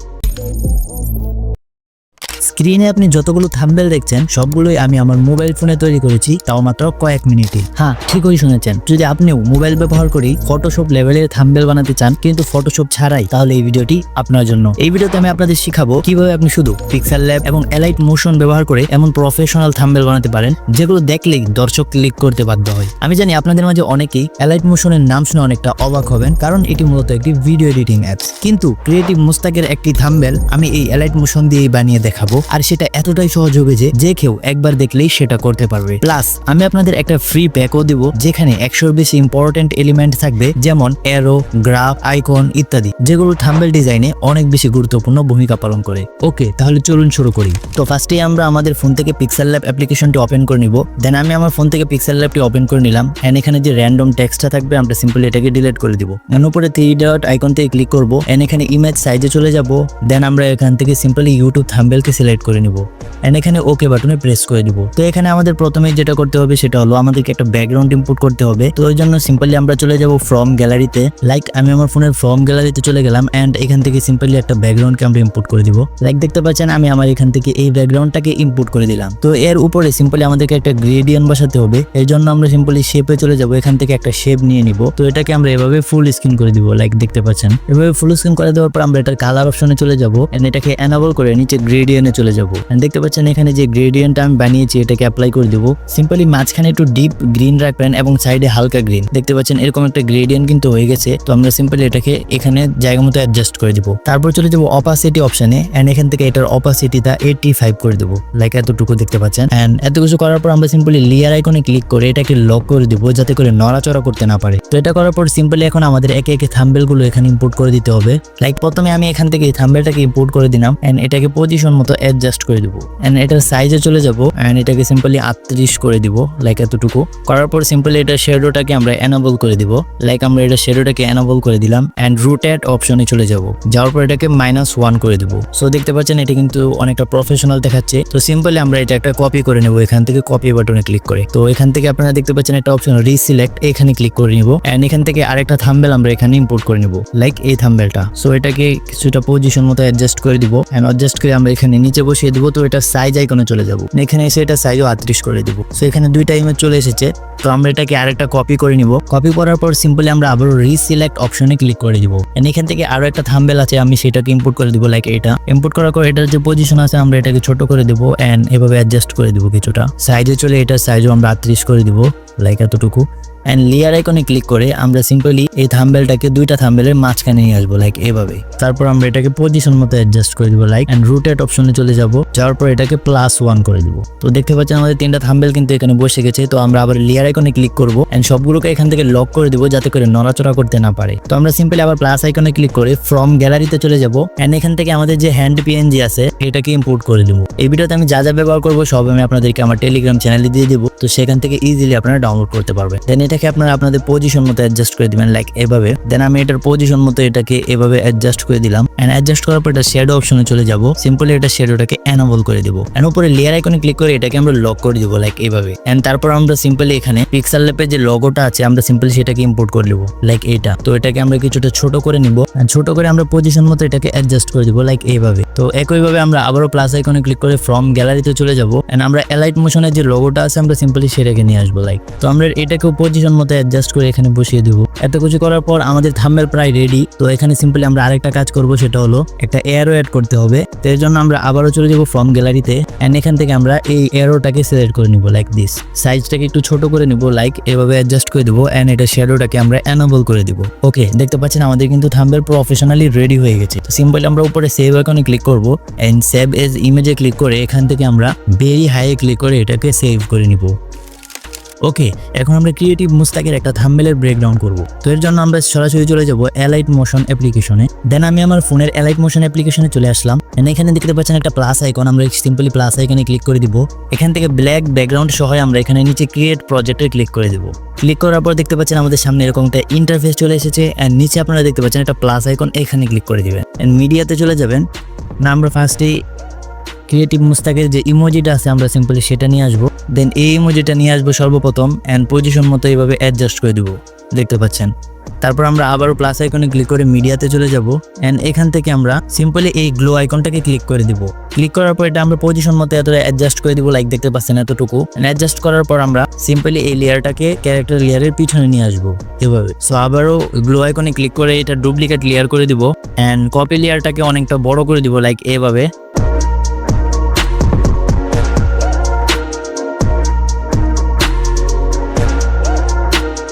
বড় করে আমরা উপরে এইভাবে অ্যাডজাস্ট করে দিব, লাইক আপনারা দেখতে পাচ্ছেন। তো এরপর আমরা সিম্পলি আবারও মিডিয়াতে চলে যাব এন্ড এখানে আমরা ক্যাপকাটের একটা আইকন সিলেক্ট করে নেব। দেন আমরা ক্যাপকাটের এটাকে এভাবে সিলেক্ট করে এখানে নিচে নিয়ে আসবো এন্ড মুভ অ্যান্ড ট্রান্সফর্মে এসে এটাকে পজিশন মতো অ্যাডজাস্ট করে নেব এন্ড স্কেল থেকে এটাকে একটু ছোট করে নেব, লাইক এতটুকু। করার পর রোটেট অপশন থেকে এটাকে হালকা রোটেট করে দেবো এইভাবে। দেন আমরা ক্যাপকাটের লোগোটাকে ক্যারেক্টার লেয়ারের পিছনে নিয়ে আসবো। আমরা ক্যাপকাটে ক্লিক করব, ইফেক্টে ক্লিক করব, অ্যাড ইফেক্টে ক্লিক করব অ্যান্ড সিম্পলি আমরা এখানে ব্লার অপশনে চলে যাব অ্যান্ড এখানে দেখতে পাচ্ছেন গোজ অন ব্লার নামে একটা অপশন আছে, এখানে চলে যাব। সো এটাকে স্ট্যান্ডার্ড সেটিংয়ে অ্যাপ্লাই করে দিব। তো দেখতে পাচ্ছেন ব্লার কিন্তু অনেক বেশি হয়ে গেছে, তো আমরা সিম্পলি এটাকে কিছুটা কমিয়ে দেবো এরকমভাবে। দেন দেখতে পাচ্ছেন একটা প্রফেশনাল লুক চলে এসেছে। তো একইভাবে আমরা আবারও আরেকটা আইকন, ইউটিউবের একটা আইকন এখানে নিয়ে আসবো। ইউটিউবের এই আইকনটাকে আমরা সিম্পলি এভাবে ইম্পোর্ট করে নিব অ্যান্ড মুভ অ্যান্ড ট্রান্সফর্মে সেটাকে পজিশন মতো নিয়ে আসবো অ্যান্ড স্কেলে গিয়ে এটাকে আমরা ছোট করে দেবো, লাইক এতটুকু করে। সিম্পলি মুভ অ্যান্ড ট্রান্সফর্ম থেকে এটাকে এদিকে নিয়ে আসবো অ্যান্ড রুটের অপশন থেকে এখানে 45 ডিগ্রি আমরা রোটেট করে দেবো, লাইক এতটুকু। 45 ডিগ্রি রোটেট করার পর আমরা সিম্পলি এটাকে এভাবে অ্যাডজাস্ট করে দেবো পজিশন মতো। স্কেল থেকে এটাকে আরেকটু ছোট করে দেবো, লাইক এতটুকু। অ্যান্ড এটা পজিশন মতো অ্যাডজাস্ট হওয়ার পর আমরা সিম্পলি আবার ক্যাপকাট লেয়ারে চলে যাব। তো এখানে ইফেক্ট অপশনে চলে যাবো, নিচে দেখতে পাচ্ছেন গোজিয়ন ব্লার। তো এখান থেকে আমরা এই ব্লারের যে ইফেক্টটা এটাকে কপি করে নেব। 3 ডট আইকনে ক্লিক করে কপি ইফেক্টে ক্লিক করে দিব। দেন আমরা ইউটিউব লেয়ারে চলে যাব অ্যান্ড এখানে আমরা ইফেক্টে চলে যাব অ্যান্ড নিচে 3 ডট আইকনে ক্লিক করে পেস্ট ইফেক্টে ক্লিক করে দেবো। দেখেন দেখতে পাচ্ছেন আমাদের ইউটিউব লেয়ারের উপরেও কিন্তু ইফেক্টে চলে এসেছে। তো সিম্পলি এখন আমাদেরকে আরেকটা কাজ করতে হবে, টেক্সটে লিখতে হবে। তো এর জন্য আমরা চলে যাব পিক্সেল ল্যাবে। দেন আমি পিক্সেল ল্যাবে চলে আসলাম, নতুন একটা শেপ নিয়ে নিই, লাইক পিক্সেল ল্যাবে চলে আসলাম এন্ড এখানে যে টেক্সটটা আছে আমরা সিম্পলি এখানে লিখে দিব বাংলা লিখুন, এতটুকু লিখে দিব। লেখা দেওয়ার পর আমরা সিম্পলি এটার ফন্টটাকে চেঞ্জ করে নিব। আপনারা আপনাদের পছন্দ মতো ফন্ট রাখতে পারেন, আমি এই ফন্টটাকে রেখে দিলাম, লাইক এটা। অ্যান্ড সিম্পলি এটা কালার অপশনে চলে যাব। কালার অপশনে এসে আমরা এই কালারটাকে এখানে সিলেক্ট করে নিব, লাইক দিস। সিলেক্ট করার পর আমরা এটাকে ট্রান্সফর্ম করে ব্যাকগ্রাউন্ডটাকে অ্যান্ড হাই কোয়ালিটি এটাকে আমরা সেভ করে নিব। টেক্সট সেভ হওয়ার পর আমরা আবারও চলে যাব অ্যালাইট মোশনে। এখানে প্লাস এখানে ক্লিক করে আমরা সিম্পলি আমাদের টেক্সটটাকে এখানে ইম্পোর্ট করে নেব, লাইক দিস। ইম্পোর্ট করার পর এটাকে হালকা পজিশন মতো অ্যাডজাস্ট করে নিব অ্যান্ড মুভ অ্যান্ড ট্রান্সফর্মে চলে আসবো অ্যান্ড এখানে রুটেট আইকন থেকে আমরা +1 করে দেবো, লাইক এতটুকু। দেখতে পাচ্ছেন একটা প্রফেশনাল লুক চলে এসেছে। তো সিম্পলি আমরা টেক্সট আইকনে ক্লিক করব অ্যান্ড ক্লিক করে ইফেক্ট অপশনে চলে যাব অ্যান্ড অ্যাড ইফেক্টে চলে যাব অ্যান্ড এখানে আমরা থার্ড বারে এসে লিখবো স্মুথ বাবল। স্মুথ বাবল দেখতে আপনাদের সামনে এই ইফেক্টটা চলে আসবে। আমরা সিম্পলি এই ইফেক্টটাকে স্ট্যান্ডার্ড সেটিংয়ে অ্যাপ্লাই করে দেবো, লাইক দিস। অ্যান্ড এটাকে আমরা 24 করে দিলাম। তো দেখতে পাচ্ছেন অনেকটা প্রফেশনাল লুক চলে এসেছে। তো আমাদের থাম্বনেল প্রায় রেডি। আমরা ফাইনালি আরেকটা কাজ করব, সেটা হলো ক্যারেক্টার লেয়ারে ক্লিক করব, ইফেক্টে ক্লিক করব, অ্যাড ইফেক্টে ক্লিক করব অ্যান্ড এখান থেকে আমরা গ্লো অপশনে চলে যাব। স্ক্রিনে আপনারা সার্চ করতে পারেন, দেন আমি এখানে গ্লো সার্চ করব। গ্লো সার্চ করার পর সবার উপরেই দেখতে পাচ্ছেন গ্লো আইকন চলে এসেছে। তো এটাকে স্ট্যান্ডার্ড সেটিংকে অ্যাপ্লাই করে দিব অ্যান্ড এখান থেকে আমরা কালারটা চেঞ্জ করে নিব, লাইক দিস। রেডিয়াসটাকে আমরা কমিয়ে দিব, লাইক দিস, এতটুকু। হালকাকে হালকা একটু বাড়িয়ে দিব অ্যান্ড হার্ডনেসটাকে আর একটু কমিয়ে দিব। লাইক দেখতে পাচ্ছেন আমাদের প্রফেশনাল থাম্বনেল কিন্তু রেডি হয়ে গেছে। সিম্পলি প্লাস আইকনে ক্লিক করবেন উপরে অ্যান্ড এখান থেকে current from as a PNG এখানে ক্লিক করে নিচে এক্সপোর্ট অপশনে ক্লিক করে দিবেন, লাইক দিস। এতটুকু হওয়ার পর আমাদের ইমেজ কিন্তু সেভ হয়ে যাবে। এখান থেকে সেভ ওখানে ক্লিক করলে আপনাদের গ্যালারিতে চলে যাবে। সো দেখতেই পারলেন খুব সহজেই কিন্তু আমরা প্রফেশনাল থাম্বনেলগুলো বানিয়েছি। তো আপনারা যদি ভিডিওটা না বুঝতে পারেন তাহলে বারবার দেখেন অথবা ডাউনলোড করে রেখে দেন, যাতে করে খুব সহজেই আপনারা এটাকে শিখতে পারেন। প্লাস আপনাদেরকে যে প্যাকটা দেওয়ার কথা ছিল সেটা নিতে হলে আপনারা ডিসক্রিপশন বক্সে দেখেন লিঙ্ক দেওয়া আছে, সিম্পলি সেখান থেকে ক্লিক করে নিতে পারেন। তো ভিডিও এই পর্যন্ত ভালো লাগলে লাইক করে দিবেন আর চ্যানেলে নতুন হয়ে থাকলে সাবস্ক্রাইব করে দিবেন এবং পরবর্তী ভিডিও কোন টপিকের উপর চান অবশ্যই কমেন্ট করবেন। 2025 সালে একটি লং ফ্রি ফায়ার গেমিং চ্যানেলে 15 দিনে 15টি Free Fire long video upload করে কতজন সাবস্ক্রাইবার গেইন করতে পারবো। তো চলুন দেখে নেওয়া যাক আমরা কি এই চ্যানেলে 1000-এর বেশি সাবস্ক্রাইবার পূর্ণ করতে পারি কিনা। এটা জানার জন্য আমি 15 দিন free Fire long video challenge করতে যাচ্ছি, যার ফলাফল আমি এই ভিডিওতে আপনাদের সাথে শেয়ার করব। তো এর জন্য প্রথমে আমরা একটা brand new YouTube channel create করে নিই, কিন্তু আমার হাতে বেশি সময় ছিল না, তাই আমি আমার এক বন্ধুর হেল্প নেই, কারণ তার গেম প্লে অনেক ভালো ছিল। আমি তাকে বলি, ভাই তুমি আমাকে 15টা Free Fire long video edit করে দাও। সে আমাকে বলে 15টা ভিডিও এডিট করা অনেক সময় সাপেক্ষ ব্যাপার, তাই সে ফ্রিতে করতে পারবে না। তাই আমি তাকে 500 টাকা পেমেন্ট করি, আর তখন সে ভিডিওগুলো তৈরি করতে রাজি হয়ে যায় এবং 2 দিনের মধ্যে সে আমাকে 15টা ফ্রি ফায়ার ভিডিও এডিট করে দিয়ে দেয়। এখন কাজ হলো এই ভিডিওগুলো প্রতিদিন একটি করে আপলোড করা। তো চলো শুরু করা যাক। তো তার আগে একটি কথা, যদি এই চ্যানেলটি সাকসেসফুলি গ্রো করে তাহলে আমি আপনাদের মধ্যে থেকে কোনো একজন সাবস্ক্রাইবারকে চ্যানেলটি গিভওয়ে করে দিব। তবে গিভওয়েতে পার্টিসিপেট করার জন্য আলাদা একটা প্রসেস থাকবে, যেটা আমি ভিডিও শেষে আপনাদের সাথে শেয়ার করব। Day 1. আজকে হলো আমাদের চ্যালেঞ্জের প্রথম দিন। আমরা আমাদের চ্যানেলের প্রথম লং ভিডিও সন্ধ্যা 6টায় আপলোড করি এবং আপলোড করার 1 ঘন্টা পর যখন আমি সেই ভিডিওর ভিউ চেক করি, আপনারা দেখতে পাচ্ছেন সেই ভিডিওতে মাত্র 15টা ভিউ এসেছিল। তাই ভাবলাম কিছুক্ষণ পর আবার চেক করব এবং ভিডিও আপলোডের 24 ঘন্টা পর যখন আমরা সেই ভিডিওকে আবার চেক করি, দেখতে পাচ্ছেন সেই ভিডিওতে 902টা ভিউ এসেছিল। আমি অনেক খুশি হয়ে যাই, কারণ একদম নতুন একটি চ্যানেলে মাত্র 24 ঘন্টায় 902টা ভিউ অনেক বেশি ছিল। আর তখন আমি বুঝতে পারি যে যদি আমি এই চ্যানেলে নিয়মিত কাজ করি তাহলে এই চ্যানেলে খুব দ্রুত গ্রো করতে পারবো। Day 2. আজকে হলো আমাদের চ্যালেঞ্জের দ্বিতীয় দিন। আমি আবার একটি নতুন ভিডিও আপলোড করি এবং 1 ঘন্টা পর যখন সেই ভিডিওর ভিউ চেক করি, দেখতে পাচ্ছেন সেই ভিডিওতে 20টা ভিউ এসেছিল এবং 24 ঘন্টা পর যখন সেই ভিডিওর ভিউ চেক করি, সেই ভিডিওতে 914টা ভিউ এসেছে। এটা দেখে আমি কিছুটা ডিমোটিভেট হয়ে যাই, বাট আপ ডাউন তো চলতেই থাকবে, আমরা শুধু আমাদের পরিশ্রম চালিয়ে যাব। Day 3. আজকে হলো আমাদের চ্যালেঞ্জের তৃতীয় দিন। আমি ভিডিওতে অনেক ইমপ্রুভমেন্ট করি এবং আবার একটি নতুন free Fire long video upload করি। 1 ঘন্টা পর যখন আমি সেই ভিডিওর ভিউ চেক করি, তখন সেই ভিডিওতে 105টা ভিউ ছিল, যেটা ছিল স্বাভাবিকের তুলনায় অনেক ভালো রেজাল্ট। এন্ড 24 ঘন্টা পর আমি যখন সেম ভিডিও চেক করি, দেখতে পাচ্ছেন এই ভিডিওতে 3.3K ভিউ চলে এসেছিল। এটা থেকে আমি সত্যিই খুব খুশি হয়ে যাই এবং আরো ভিডিও আপলোড করার জন্য মোটিভেশন পাই। Day 4. আজকে হলো আমাদের চ্যালেঞ্জের চতুর্থ দিন। আমি আবার একটি নতুন ভিডিও আপলোড করি এবং 1 ঘন্টা পর যখন সেই ভিডিওর ভিউ চেক করি, সেই ভিডিওতে 150টা ভিউ এসেছিল। আর 24 ঘন্টা পর যখন সেই ভিডিওর ভিউ চেক করলাম, তখন সেই ভিডিওতে 4.9K ভিউ চলে এসেছে। আমি কখনোই ভাবিনি যে চ্যানেল এত তাড়াতাড়ি গ্রো করবে। এর পিছনে একটা কারণ ছিল কনসিস্টেন্সি এবং রাইট ওয়েতে ভিডিও আপলোড করা।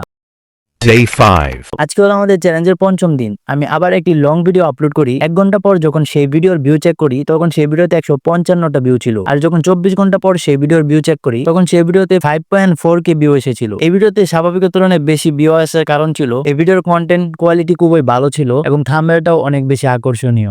Day 6. আজকে হলো আমাদের চ্যালেঞ্জের ষষ্ঠ দিন। আমি আবার একটি নতুন ভিডিও আপলোড করি। 1 ঘন্টা পর যখন সেই ভিডিওর ভিউ চেক করি, তখন সেই ভিডিওতে 180টা ভিউ এসেছিল। আর যখন 24 ঘন্টা পর সেই ভিডিও চেক করি, তখন সেই ভিডিওতে 5.6K ভিউ চলে এসেছিল। এটা স্বাভাবিকের তুলনায় অনেক ভালো একটা রেজাল্ট। Day 7.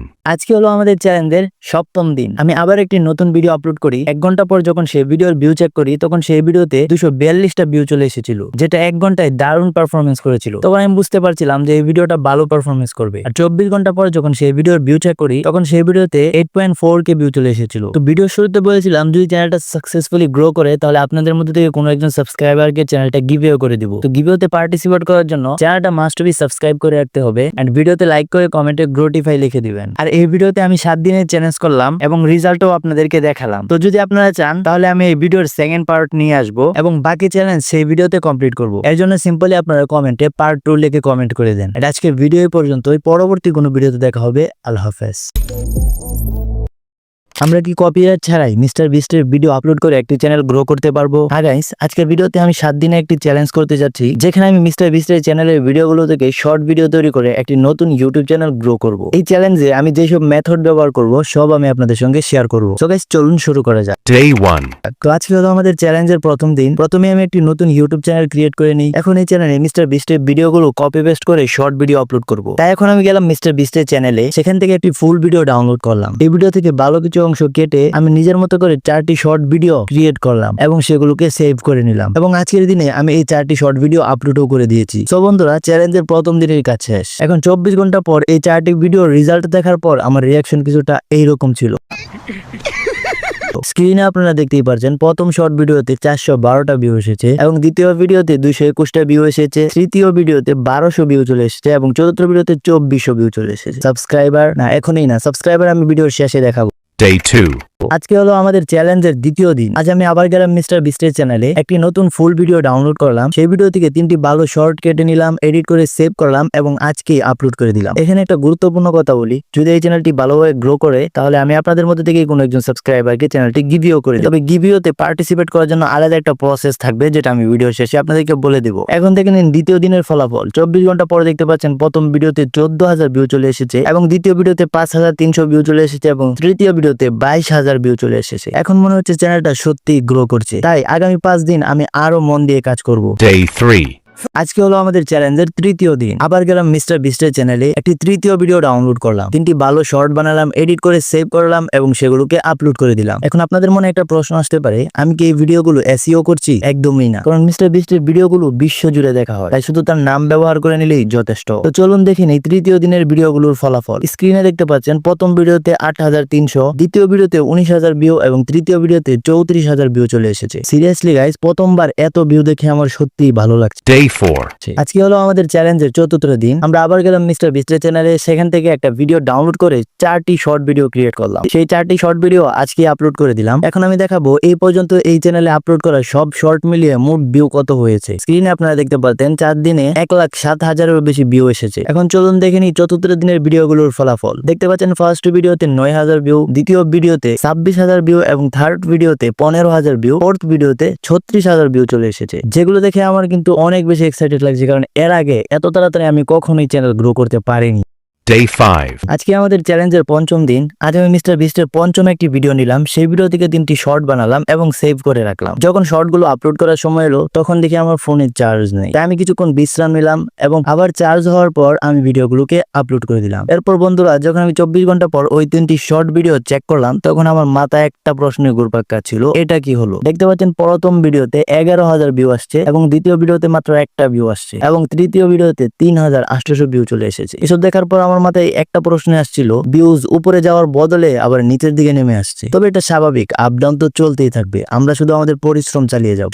Day 6. আজকে আমাদের চ্যালেঞ্জের ষষ্ঠ দিন। আজ আমি মিস্টার বিস্টের সর্বশেষ লেটেস্ট ভিডিও নিব, কারণ পঞ্চম দিনের শর্টগুলো খুবই খারাপ পারফরমেন্স করেছিল। কি জানি এই নতুন ভিডিও শর্টগুলো ভালো পারফরমেন্স করে কিনা। সেই ভিডিও থেকে আমি 3টি ভালো শর্ট বের করে সেভ করলাম, তারপর সেই 3টি শর্ট ভিডিও আমি আপলোড করে দিলাম। এখন 24 ঘন্টা পর হয়তো ভালো ফলাফল আসবে, আর না হয়তো আগের চেয়েও খারাপ। চলো দেখি কি হয়। দেখতে পাচ্ছ প্রথম ভিডিওতে 32,000 ভিউ, দ্বিতীয় ভিডিওতে 16,000 ভিউ এবং তৃতীয় ভিডিওতে 79,000 ভিউ চলে এসেছে। বিশেষ কিছু না হলেও আগের চেয়েও ভালো পারফরমেন্স করেছে। তো আজকে হলো আমাদের চ্যালেঞ্জের শেষ দিন। রাতের দিকে আমি মিস্টার বিস্টের অনেক ভিডিও দেখলাম, তার একটা ভিডিওতে আমি খুবই এঙ্গেজিং কিছু অংশ পেলাম। তাই আজকের দিনের জন্য আমি সেই ভিডিও নিচ্ছি, সেই ভিডিও থেকে 3টি দারুণ শর্ট ভিডিও তৈরি করে সেভ করলাম। বন্ধুরা, এবার চ্যালেঞ্জের এই 3টি শেষ শর্ট ভিডিও আমি আপলোড করতে যাচ্ছি। এখন 24 ঘন্টা পর আমরা সবকিছু দেখে নিব, চ্যানেলের টোটাল সাবস্ক্রাইবার এবং টোটাল ভিউ। দেখতে পাচ্ছেন এই ভিডিওতে প্রথম শর্টে 12,000 ভিউ, দ্বিতীয়টাতে 21,000 ভিউ এবং তৃতীয় ভিডিওতে 33,000 ভিউ চলে এসেছে। চূড়ান্ত ফলাফল এখন আপনার স্ক্রিনের উপর দেখতে পাচ্ছেন। এই 7 দিনের চ্যালেঞ্জে আমার টোটাল সাবস্ক্রাইবার হয়েছে 2,205 জন এবং টোটাল ভিউ 3,15,000। তো বন্ধুরা, ভিডিও শুরুতেই বলেছিলাম চ্যানেলটি ভালোভাবে গ্রো করলে আমি আপনাদের মধ্যে থেকে কারো একজনকে গিভিও করে দিব। তো গিভিওতে পার্টিসিপেট করার জন্য চ্যানেলটা মাস্ট বি সাবস্ক্রাইব করে রাখবেন এন্ড লাইক করে কমেন্টে গ্লোটিফাই লিখে দিবেন। তো আজকে ভিডিও এই পর্যন্ত, পরবর্তী কোনো এক ভিডিওতে দেখা হবে। আল্লাহ। যদি আপনি একজন ভিডিও ক্রিয়েটর হয়ে থাকেন আর আপনি জানেন না ইউটিউবারদের জন্য বেস্ট এআই টুলস কোনগুলো, তো এই ভিডিও আপনার জন্য অনেক বেশি ইম্পর্টেন্ট হবে, কারণ 50টার বেশি এআই টুলস আমি নিজে ইউজ করেছি এবং সেগুলোর মধ্যে থেকে বেস্ট 5টি এআই টুলস বের করেছি যেগুলো ইউটিউবারদের কাজকে সহজ করে দিবে। এই 5টি টুলস এর মধ্যে থেকে 3 নাম্বারটি অনেক বেশি ইম্পর্টেন্ট এন্ড 5 নাম্বারটি আমি পার্সোনালি অনেক বেশি ইউজ করি, তো সেটাকে বলেও মিস করো না। Starting with tools number 1, ভিডিকিউ। এটি একটি অসাধারণ এআই টুলস যেটার ডিমান্ড ও মার্কেটে অনেক বেশি। এখানে আপনি আপনার ইউটিউব চ্যানেলের জন্য সব রকম টুলস পেয়ে যাবেন। গুগলে সার্চ করুন ভিডিকিউ এন্ড ওয়েবসাইটে চলে যান, সেখানে আপনারা এরকম ইন্টারফেস দেখতে পারবেন। উপরে টুলস অপশন থেকে আপনি আপনার ভিডিওর জন্য সব রকম টুলস পেয়ে যাবেন, like chat GPT for YouTube, YouTube title generator, channel name generator, content generator, YouTube video idea, YouTube tag generator, keyword generator, video script generator. এই সব রকম এআই টুলস পেয়ে যাবেন যা একটি ভিডিও বানানোর জন্য প্রয়োজন হয়। যদিও এই ওয়েবসাইটের কিছু পেড ভার্সন রয়েছে, কিন্তু অনেকগুলো টুলস আপনি ফ্রিতে ইউজ করতে পারবেন। টাকা আসার পর পেড ভার্সনও কিনতে পারেন, কিন্তু আমার আমার কাছে মনে হয় ফ্রিতেও অনেক কিছু অ্যাভেলেবল রয়েছে,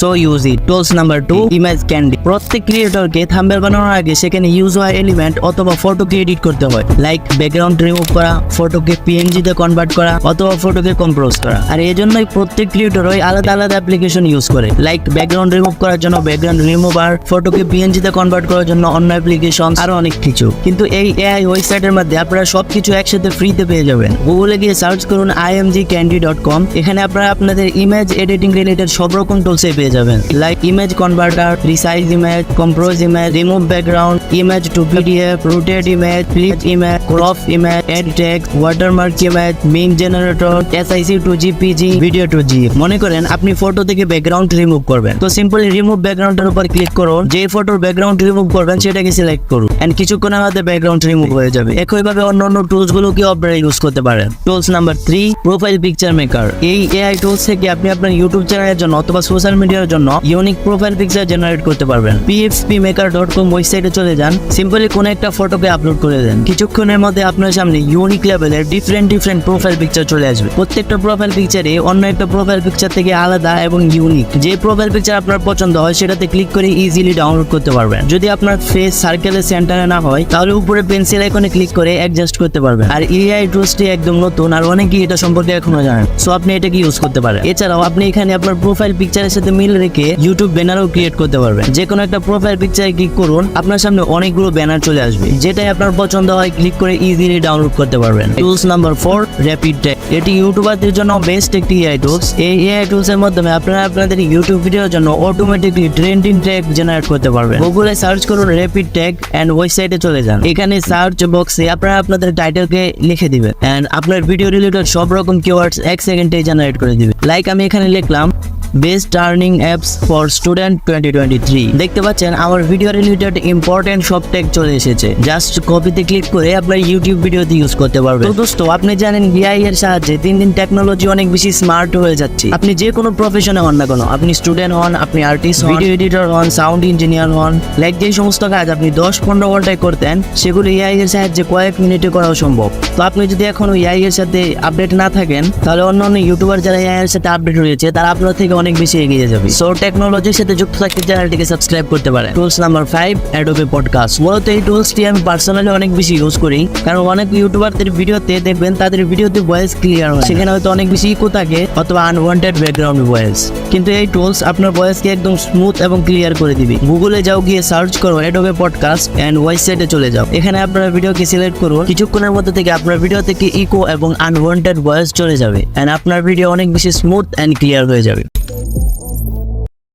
যদি আপনি এখন ইউটিউবে এইসব ভিডিও দেখছেন যেখানে বলা হচ্ছে 1 ক্লিকে টাকা ইনকাম করুন, অ্যাডস দেখে লাখ টাকা কামাই করুন, লুডো খেলে বা অ্যাপস ডাউনলোড করে ইনকাম করুন, তাহলে আপনার কাছে একটা প্রশ্ন, এখন পর্যন্ত কত টাকা ইনকাম করেছেন? আমি জানি আপনাদের মধ্যে 95% মানুষের উত্তর হবে 1 পয়সাও না, কারণ শর্টকাটে টাকা ইনকামের স্বপ্ন দেখিয়ে এইসব ভিডিও শুধুমাত্র আপনার সময় নষ্ট করছে। এখন আপনার প্রশ্ন হবে, তাহলে আমরা কিভাবে টাকা ইনকাম করব? অনলাইনে টাকা ইনকামের কি আদৌ কোনো ট্রাস্টেবল পদ্ধতি আছে? এর অ্যান্সার হলো হ্যাঁ, কিন্তু বাস্তবে টাকা আয় করতে হলে সঠিক দিক নির্দেশনা, পরিশ্রম আর ধৈর্য লাগে। আর হ্যাঁ, আমি এই ভিডিওতে ভিডিও এডিটিং বা ফ্রিল্যান্সিং এর কথা বলবো না। আজকের ভিডিওতে আমি আপনাদের সাথে এমন 5টি প্র্যাকটিক্যাল ওয়ে শেয়ার করব যেগুলো দিয়ে আপনি সত্যিকার অর্থে ইনকাম করতে পারবেন। এই উপায়গুলো শর্টকাট নয়, বরং কাজের মাধ্যমে আপনার দক্ষতা আর সময়কে কাজে লাগিয়ে স্থায়ী আয়ের পথ তৈরি করবে। এখান থেকে 3 নম্বর আইডিয়াটি সবচেয়ে বেশি গুরুত্বপূর্ণ, তো সেটাকে ভুলেও মিস করবেন না।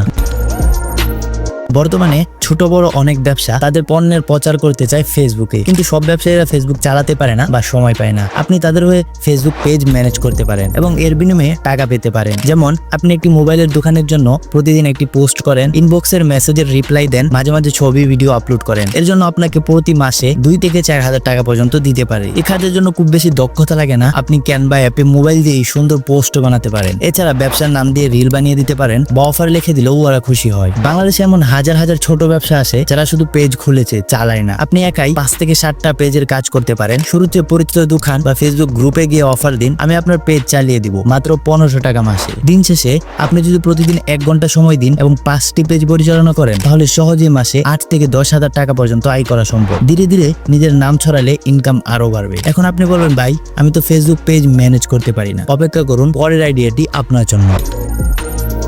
অনলাইনে পণ্য বিক্রি মানে যে ওয়েবসাইট লাগে বা বড় ফেসবুক পেজ লাগে তা নয়। আপনি চাইলে হোয়াটসঅ্যাপ, ইমো কিংবা মেসেঞ্জারে পরিচিতদের মাঝে পণ্য বিক্রি করতে পারেন। ধরুন আপনি পাইকারি দামে টি-শার্ট, চুলের তেল, হার্বাল, সাবান, মেহেদি, 3 পিস বা মোবাইলের কভার কিনলেন। এরপর পরিচিত 20 থেকে 30 জনকে ইনবক্স করে সোজা বলেন, আমি এই প্রোডাক্টটি বিক্রি করছি, আপনি কি নিতে চান? এরপর একে একে ছবি পাঠান, দাম বলুন এবং অর্ডার নিন। আপনি চাইলে ফেসবুক মার্কেট প্লেস বা নিজের স্ট্যাটাসে ছবি সহ পোস্ট দিতে পারেন। হার্বাল, মেহেদি ঘরে বসে পাচ্ছেন, শুধু ইনবক্স করুন এবং এভাবেই একাধিক অর্ডার আসবে। অনেকেই বাসায় বসে শুধু বাচ্চাদের জামা কাপড় বিক্রি করে 5 থেকে 20,000 টাকা পর্যন্ত মান্থলি ইনকাম করছে। পণ্যের স্টক না থাকলেও চলে, আপনি চাইলে প্রোডাক্টের ছবি অন্য দোকান থেকে নিন, তারপর অর্ডার আসলে তা কিনে দিতে পারেন। এটাকে বলা হয় প্রি অর্ডার সেলিং। এটি একেবারে সহজ পদ্ধতি, নিজের মোবাইল আর ফ্রি টাইম থাকলেই সম্ভব। ভাই, আমি তো প্রোডাক্ট বিক্রি করতে পারি না, আমি তো পড়াশোনা করি, টাইপ করতে পারি, এটা দিয়ে কি কিছু হবে?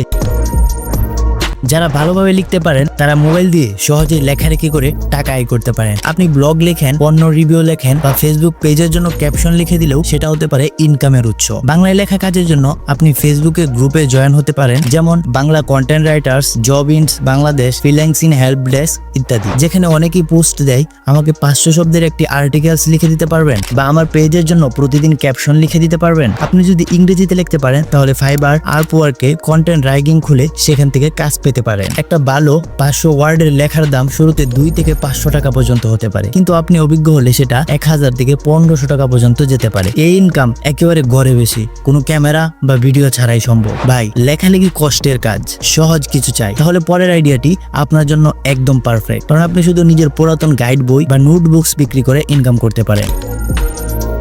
অনেকেই জানে না বাসায় পুরানো বই, খাতা, নোট, পরীক্ষার গাইড এগুলো বিক্রি করেও টাকা আয় করা যায়। যেমন একজন এসএসসি পরীক্ষার্থী তার ব্যবহৃত ফিজিক্সের গাইড অনলাইনে পিডিএফ আকারে বিক্রি করছে 300 টাকা করে। আপনি চাইলে নিজের বানানো নোট, সাজেশন বা পুরানো গাইড বইয়ের পিডিএফ বানাতে পারেন এবং তা অনলাইনে বিক্রি করতে পারেন সরাসরি গুগল ড্রাইভের লিংকের মাধ্যমে। এছাড়া চাইলে ফেসবুক পেজ বা ইউটিউব চ্যানেল খুলে বলুন, আমি এসএসসি, এইচএসসি বা ভার্সিটি গাইড দিচ্ছি মাত্র 50 থেকে 100 টাকা। আপনি একবার পিডিএফ তৈরি করলে সেটাকে বারবার বিক্রি করতে পারবেন, আর এটাই হলো প্যাসিভ ইনকাম। যারা স্টুডেন্ট তারা চাইলে নিজেদের সাবজেক্ট ভিত্তিক ছোট ছোট গাইড বানিয়ে অন্য শিক্ষার্থীদের সাহায্য করতে পারে, যার ফলে তারা ইনকামও করতে পারবে। এটি খুব সহজ, কারণ আপনি নিজের লেখাই ব্যবহার করছেন, আবার অন্য স্টুডেন্টের উপকারও করছেন। সোজা একটা প্রশ্ন, আপনি কি মোবাইলে টাইপ করতে পারেন? তাহলে আপনি কেন এখনো ডাটা এন্ট্রি, ফর্ম ফিল আপের কাজটা করছেন না? হ্যাঁ, একদম মোবাইল দিয়েই এসব কাজ এখন ঘরে বসেই করা যায়। না আপনাকে কোনো প্রফেশনাল কোর্স করতে হবে না, ক্যামেরা ধরতে হবে না, শুধু টাইপ করতে হবে। ভাবুন তো, কেউ আপনাকে একটা ছবি পাঠালো, সেখানে 20 জন মানুষের নাম লেখা, আপনি শুধু সেটা দেখে টাইপ করবেন হয়তো এক্সেল বা গুগল শিটে। এই কাজটা হলো ডাটা এন্ট্রি। আরো উদাহরণ দিই, ক্লায়েন্ট আপনাকে বলবে 50টা দোকানের নাম আর ফোন নাম্বার দিয়ে একটা লিস্ট বানিয়ে দেন। আপনি গুগল করে বা দেওয়া তথ্য থেকে সেগুলো টাইপ করবেন। অথবা কেউ বলবে এই ফর্মটা অনলাইনে পূরণ করে দিন, আপনি মোবাইল দিয়ে ফর্ম ওপেন করে তথ্য বসিয়ে দিন। প্রতিদিন 2 থেকে 3 ঘন্টা দিলেই দৈনিক 3 থেকে 500 টাকা পর্যন্ত ইনকাম করা সম্ভব। মাস শেষে দাঁড়ায় 8 থেকে 15,000 টাকা পর্যন্ত। এখন প্রশ্ন, এত সহজ তবু আপনি কেন শুরু করছেন না? ফাইবার, freelancer.com বা ফেসবুকের data entry job BD, online freelancer job গ্রুপগুলোতে প্রতিদিন এই ধরনের কাজের অফার আসে। আপনি চাইলে সেগুলোতে যুক্ত হতে পারেন। আপনাকে শুধু ধৈর্য, মনোযোগ, টাইপিং স্পিডটাকে ঠিক রাখতে হবে, তাহলে মোবাইল হবে আপনার ইনকামের হাতিয়ার। চিন্তা করুন, একটা পিডিএফ থেকে টাইপ করে যদি আপনি দিনে 500 টাকা আয় করতে পারেন, তাহলে সপ্তাহে প্রায় 3,500 টাকা, যেটা অনেকের চাকরির বেতনের সমান। তো আর এত কি ভাবছেন? ইন্টারনেট তো আপনি এমনি ব্যবহার করছেন, এবার সেটা দিয়ে ইনকাম করুন। মোবাইল শুধু ফেসবুক চালানোর জন্য না, টাকা আয়ের জন্য হতে পারে।